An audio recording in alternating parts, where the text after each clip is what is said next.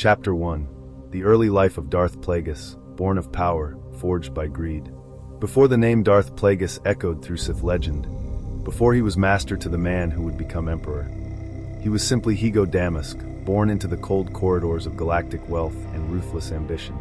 A Myun, tall and thin, with elongated skull and piercing intelligence, Higo was the heir to a powerful financial dynasty, Damask Holdings, a banking clan so vast it quietly influenced star systems without firing a single shot. From a young age, Higo was immersed not in war, but in numbers, profit margins, investment webs, and political bribery.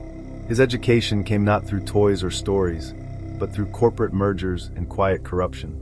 Yet there was something different about Higo. Beneath the spreadsheets and silence, he felt it, a tremor in existence, a pull beyond logic, something ancient, something dark. As a child, he never played like the others. He observed, he analyzed, he watched how the powerful manipulated the weak, and found it beautiful. To him, emotion was a weakness, attachment a chain. He believed from the very beginning that the galaxy was a game of control, and the only thing that truly mattered was who held the strings. Though his family never practiced the dark side, whispers surrounded their name. Generations ago, some claimed, a Damask ancestor had dealings with dark cults, Sith remnants hiding in the unknown regions. Whether true or not, that seed grew in Higo's mind, and he watered it with obsession. His intellect was unmatched, but so was his cruel detachment. At age 12, he orchestrated the downfall of a competing trade family. Not for profit, but to study how quickly they would collapse under economic pressure. At 14, he exposed the senator's corruption, not out of justice, but to test how fear spread through the political elite. He enjoyed watching systems break. By his teenage years, Higo Damask was not only a financial prodigy, but a shadowy figure behind deals that collapsed governments and shifted borders. He was still young, barely past adolescence, when he began to attract attention from more than bankers or politicians. In the darkness of the galaxy, the Sith took notice. And from the depths of the dark side, a master emerged, one who saw in Higo not just intelligence, but cold, predatory vision. A boy born into wealth, but destined to reshape life and death itself. His name was Darth Tenebris, and Higo Damask's life was about to end. In its place, Darth Plagueis would be born. Chapter 2. The Spark of Shadows, meeting Darth Tenebris and becoming a Sith. The moment their paths crossed, Higo Damask and Darth Tenebris were like two predators circling the same prey, the galaxy itself. Tenebris was no ordinary Sith. A Bith with an intellect bordering on the divine, he was as much a scientist as he was a Sith Lord, obsessed not with galactic conquest, but with immortality, manipulation of midichlorians, and the precise engineering of the future. He had no interest in rage-fueled lightsaber duels or brute force domination. He believed the Sith could control the very laws of life, and through science and foresight, shape the galaxy not in fire, but in design. When he found Higo, he didn't see a mere successor. He saw the perfect experiment, a vessel of logic, ambition, and cruelty, unshackled by morality. Tenebris believed Higo could become the instrument to carry out his vision of a galaxy ruled by perfected Sith minds, eternal, untouchable, divine. Tenebris tested Higo. He pushed him to the brink of comprehension, exposing him to forbidden knowledge, cryptic Sith texts, ancient technology, and the metaphysical madness of the Force's darkest secrets. He taught him the rule of two, not as a burden, but as an algorithm of control. The master and the apprentice. One to embody the power, the other to crave it. And Higo craved it. He abandoned his identity as a Myun banker. The galaxy would never again know him as Higo Damask. That name died in the halls of Tenebris' laboratory. In its place, the Sith were reborn, in the form of Darth Plagueis. His training was brutal and cerebral, far removed from the saber-dominated trials of Sith before. Plagueis mastered Sith sorcery. He learned to hide in plain sight, to manipulate senators and planetary economies without anyone ever seeing the Sith hand behind it. He learned patience, the art of puppet mastery. But behind that learning burned a deeper question, one that neither Jedi nor Sith had answered. Why must the Force control life and death? What if the Sith could seize that control for themselves? This became Plagueis' obsession, and as Tenebris encouraged it, he remained blissfully unaware that his apprentice was watching, calculating, waiting, for even in his early training, Plagueis had already begun planning his master's demise. Chapter 3. The Rise of Darth Plagueis, Architect of Immortality. When Darth Tenebrous died beneath the caverns of Baldemnik, it wasn't by accident. It was design. His apprentice, Darth Plagueis, had calculated every moment. The collapse of the ceiling, the isolation of the mission, the exact timing. Plagueis didn't just kill a master. He shed the skin of an apprentice and stepped into destiny. Now the Sith Lord. Now the future. Plagueis emerged into the galaxy under the name Higo Damask, a Mun aristocrat of immense wealth and prestige. As head of Damask Holdings and a powerful figure within the intergalactic banking clan, he operated in plain sight, a master of disguise, not through robes or masks, but through politics and economics. While past Sith ruled with sabers and legions, Plagueis ruled with credits and influence. He began weaving a web of control across the galaxy. He manipulated planetary economies. He installed corporate leaders and senators. He orchestrated conflicts for profit, all while remaining hidden. But political power was only one pillar of his plan. The second, and far greater, obsession was with life itself. Darth Plagueis did not worship the Force. He wanted to command it. To him, the Force was not mystical. It was to be mastered, a code, a system, one that could be mapped, measured, and ultimately rewritten. His target was the very tiny midichlorians, the microscopic organisms that enabled beings to feel the Force. He theorized that by influencing midichlorians directly, he could alter the very nature of existence. Stop aging, cure disease, resurrect the dead, or even create life from nothing. Where the Jedi feared such manipulation, Plagueis pursued it with cold, relentless passion. He built laboratories in secret. He employed scientists, Force-sensitive test subjects, and droids sworn to secrecy. He performed experiments that would have made even ancient Sith Lords recoil. There were many failures. Bodies collapsed. Midichlorian counts dropped. Entire facilities were lost in freak accidents. But for Plagueis, death was not failure. It was data. Plagueis believed that the rule of two, started by Darth Bane, was flawed. A mindset he no doubt gained from the teachings of his former master, despite betraying him. Why should the apprentice always rise by slaying the master? Why should the Sith waste centuries tearing themselves apart? Why not design a lineage of perfect Sith, immortal, flawless, and unbound by rivalry? He envisioned a council of eternal Sith Lords, each one a master of the Force and of science. They would rise not through betrayal, but by design, selected, shaped, and perfected through control of life itself. The Sith would become gods. They would not die. They would not age. Their rule would be permanent, unchallenged, and infinite. Plagueis believed that brute conquest, as practiced by past Sith rulers such as Naga Sadow and Exar Kun, was primitive. Control must be systematic. He began slowly corrupting the Galactic Republic. He funded political campaigns. He brokered peace treaties with hidden costs. He used war to manipulate stock markets, then bought systems while others were distracted. He placed pawns in key positions, bankers, judges, diplomats, even Jedi sympathizers. And all the while he studied. He watched.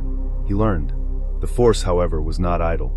Plagueis began to sense ripples, strange disruptions in the currents he thought he controlled. Visions that once came easily now faded. Presences in the Force felt off, unbalanced. He began to suspect that something was pushing back, trying to get in the way of his grand mission. But Plagueis believed himself above failure. He saw his work as the foundation of the Sith's evolution. He laughed at prophecies. He dismissed warnings. Even as he sensed growing tremors in the Force, he believed he would overcome them. For why wouldn't he? He had discovered the secret of extending life. He had bent the Force to his will. He was on the verge of creating life through pure midichlorian manipulation. He believed himself untouchable, not through invincibility of body, but through dominance of knowledge. His only remaining task was to find a worthy apprentice, one who could help him unlock the final mysteries, one who could ensure the vision continued, not through betrayal, but through shared eternal ruling. And then, he met a boy from Naboo, a boy with a hidden fire, a mind like a dagger, a boy who will soon become the most successful Sith Lord in the lineage of Darth Bane. The boy's name was Palpatine. Plagueis had heard whispers of the boy. He was the son of House Palpatine, a powerful but rigid noble family. Yet this boy stood apart. Unlike his brothers, he didn't crave status. He craved dominion. He read the forbidden. He questioned the natural. He hated weakness, especially in his own bloodline. When Plagueis first approached him, he did not come as a Sith Lord. He came as Higo Damask, financier, philanthropist, and political visionary. Their first conversation was not about the Force. It was about power, influence, control, the inefficiency of democracy, the failures of the Jedi, and the corruption of the Republic. Palpatine's eyes gleamed. He didn't need convincing. "I want to rule," the boy said, "not to serve." Plagueis smiled. As trust grew, Plagueis peeled back the mask and revealed his true identity. He showed Palpatine the truths behind galactic politics, the illusion of freedom, the ability of control, and finally, he introduced him to the dark side. The moment was transformative. Palpatine did not show any fear. He did not hesitate. Where others were seduced into the dark side, young Palpatine craved it. He renounced his family. In fact, he murdered them all. In his eyes, he was cleansing his legacy of weakness. His father, a symbol of subservience, was eliminated. His mother, indifferent and useless, was killed. To Palpatine, morality was a cage, and now it was shattered. Plagueis had not just found an apprentice. He had found a weapon. Soon later, Palpatine became the apprentice of Darth Plagueis, and was henceforth known as Darth Sidious. Their bond was intense and complex. Plagueis, the seeker of immortality, saw Sidious as the final part of his dream, the mind that would help unlock the Force's deepest code. But Sidious saw only opportunity. Still, their partnership was productive. Behind closed doors, the Sith began orchestrating the fall of the Jedi. They manipulated galactic trade, stirring tensions in the Outer Rim. They corrupted senators and created division across systems. They made the Republic ripe for collapse. In secret, Sidious trained under Plagueis' brutal regime. He learned to cloud minds, to control without force, to kill without drawing a weapon. Together, they became shadows behind the Republic, invisible and unstoppable. Or so Plagueis believed. What Plagueis failed to see, what even a genius like him could not grasp, was that he had trained something far more dangerous than himself. Sidious was not a student. He was a predator, hungry for power, and was calculating everything. He studied his master's research into midichlorians. He memorized his theories on eternal life. But he never shared everything he thought. And while Plagueis dreamed of eternal Sith unity, Sidious dreamed of singular rule. The galaxy didn't need a council of immortal Sith from the eyes of Sidious. It needed an emperor, and that would require one final lesson. Chapter 5, The Betrayal, the Death of Darth Plagueis. It was meant to be the dawn of a new Sith era, where the Sith would finally destroy the Jedi Order that stood for thousands of years. The Republic stood on the brink of collapse. The Jedi were blind, distracted, and fractured. Plagueis believed the grand plan, his plan, was nearly complete. He had trained the perfect apprentice. He had built the wealth, planted the political seeds, and mastered nearly every secret the Force could offer. It was finally time for him and Palpatine to rule the galaxy as immortal Sith forever. However, the rule of two would dictate the galaxy's fate rather than Plagueis. The apprentice must always kill their master, the cycle must go on. And on the night of his greatest triumph, he died. On Coruscant, in a private luxury suite high above the city world, Darth Plagueis was deep in meditation. So deep in trance he was left in a vulnerable state. He had just celebrated the ascension of his apprentice, Darth Sidious, who had manipulated his way into becoming Chancellor of the Republic. It was the ultimate victory. Plagueis had done the unthinkable, placed a Sith Lord in the highest seat of galactic power. Drunk on wine and victory, he allowed himself to rest after meditation about the future. For the first time in decades, he was unguarded, he was drunk, he was vulnerable. But Sidious did not sleep. He had been waiting for this night for a long time. His master finally let his guard down. So Sidious finally struck. He used the Force to suffocate his master slowly, painfully, never allowing him to awaken. Sidious said when speaking to Anakin Skywalker, he could save others from death, but not himself. Those words, later spoken to a young Anakin Skywalker, became a chilling epitaph for the man who sought immortality. Plagueis, betrayed by the very legacy he had crafted, died as all Sith do, alone. No empire, no eternal life, no one to remember his name, except the one who replaced him. Was it a mistake? Some argue Sidious made his greatest error that night. Plagueis was close to unlocking the power to manipulate life itself, to create, to resurrect, to live without end. Had Sidious waited just a little longer, he might have inherited that secret. He might have become more than emperor. He might have become a god. But ambition blinds even the powerful. And Sidious, though brilliant, feared being second. So he killed the only being in the galaxy who could have made him truly eternal. The ultimate irony. Plagueis sought to destroy death, to free the Sith from the rule of two, from the cycle of betrayal. Yet he fell victim to that very cycle.